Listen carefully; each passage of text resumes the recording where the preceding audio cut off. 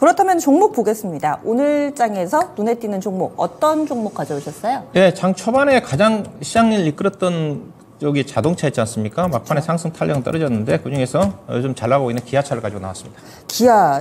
이 51주 신고가 리스트에 요즘 연일 이름을 올리고 있고 사상 최고가 근처까지 어느덧 사실 기아가 이만큼 올랐는지 몰랐는데 어느 순간 보니까 그렇더라고요. 네, 자동차 종목이 11월달, 12월달부터 잘 나갑니다. 지난주 이 시간대도 제가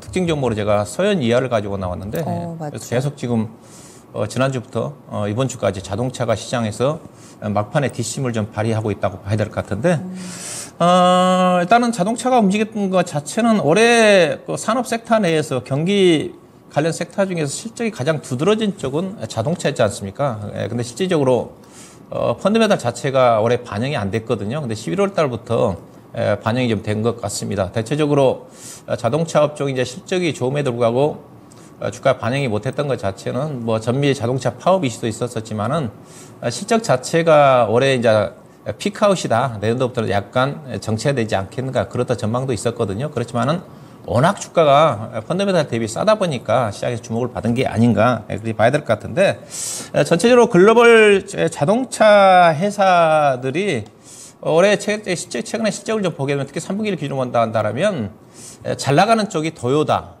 그 다음에 미국에 있는 GM, 그 다음에 국내 현대차 그룹. 반면에 부진한 쪽은 글로벌적으로 본다면 포드, 그 다음에 혼다, 그 다음에 테슬라도 최근에 부진했지 않습니까? 전기차 중심으로 해서. 네.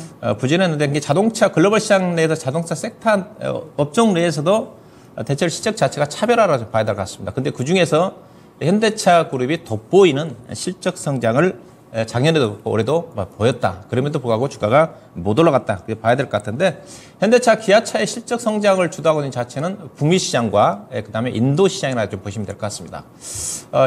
러시아 시장 자체가 좀 안 좋았고 그다음에 중국 시장이 좀 안 좋았던 부분을 선진 시장이라든가 인도 시장의 판매 증가 자체가 실적 성장을 이끌었다. 그렇게 좀 봐야 될 것 같은데요. 기아차가 올해 주가가 얼마 떴냐면 올해 68% 떴습니다. 반면에 현대차는 어떠냐? 현대차는 딱 보니까 기아차의 반 정도 해당되는 34%를 떴더라고요.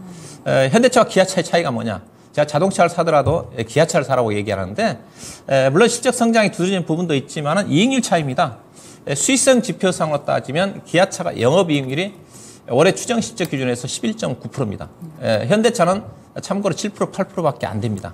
그리고 현대차가 기업의 실적 성장을 좌우한 것 자체가 제가 ROE 지표, 자기자본 이익률을 강조를 하는데 현대차가 올해 예상되는 자기자본 이익률이 14%밖에 안 돼요. 근데 무려 기아차는 22%입니다. 자기자본 이익률은 이론적으로 얘기를 하면 정기예금 이자 성격이라고 그랬으니까 정기예금을 복리로 생각한다면 어마어마한 차이가 납니다. 즉 현대차가 14% 연간 올라갈 때 기아차는 22% 올라가니까 주가 자체도 당연히 더블 올라갑니다. 현대차가 10% 올라갈 때 기아차가 20%밖에 올라갈 수밖에 없어요.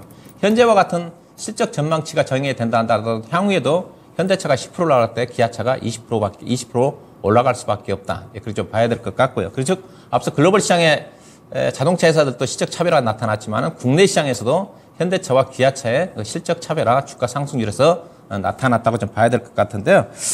내년도 자동차 쪽에 대한 실적 전망이 어떠냐. 올해 워낙 좋아서 대체로 증권사 쪽에서는 내년도에 현대차, 기아차의 판매량 자체는 증가가 될 건데 전체적으로 이제 경쟁이 좀 치열해지는 거니까 글로벌 시장에 올해 같은 경우는 미국 쪽에서 인센티브 비용 자체들은 많이 좀 절감이 좀 됐거든요. 내년도 이제 경쟁이 치열하다 보니까 판매라든가 영업 관리 쪽에 들어가는 비용 때문에 수익성 지표 자체는 올해보다 부진할 거다. 기아차를 예를 든다 한다면 올해 기아차 거의 12조 원 정도의 영업이익 예상을 하는데 11조 원 중반 정도니까 약간 4, 5% 정도 실적 전망은 약간 하향되지 않겠는가. 그래서 주가가 올라가는 그 긍정적인 일단은 실적 자체가 올해 피크아웃이라는 전망 자체가 내년도에 시장 주가에 어떻게 좀 반영이 될지 봐야 될 것 같고요. 다만 그렇다 하더라도 글로벌 시장의 자동차 회사들의 평균 PER이 대체적으로 기아차 가장 싸고요. 4배에서부터 GM이 5배, 6배 정도 되는 수준이니까 도요타가 10배가 넘습니다. 도요타를 제외하고는 대부분 글로벌 시장의 자동차 업종의 PER이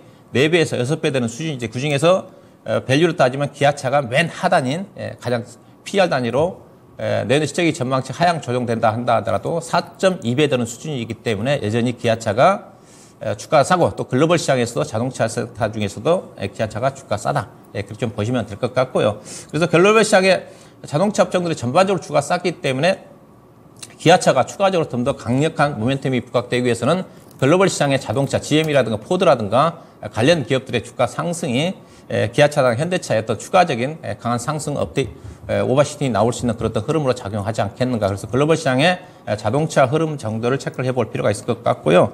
네. 참고로 기아 자동차의 내년도 증권사에서 예상하고 있는 12개월 목표 주가가 12만 원 이상은 없습니다. 12만 원 이상은 없는데 오늘 딱 10만 원에 안착을 해놨지 않습니까? 네. 그래서 뭐 차트도 흐름도 괜찮고 수급도 괜찮고 그렇지만은 일단은 앞서 얘기했다시피 이제 목표 주가 12만 원 잡아놓은 것 자체는 글로벌 시장의 자동차 업종들이 싸게 평가를 받고 있으니까 이 부분은 좀 증권사 쪽에서 애널리스트도 참고하고 있는 게 봐야 될 것 같고요. 그래서 주가는 충분히 중장기적으로 12, 4만 원 이상까지는 우상향하지 않겠는가 그런 또 긍정적인 관점에서 접근할 필요가 있을 것 같습니다. 네, 연중 내내 조용하다가 연말에 시동을 걸었던 기아 앞으로도 내년 초까지도 시세 연속성에 대한 기대감이 있습니다.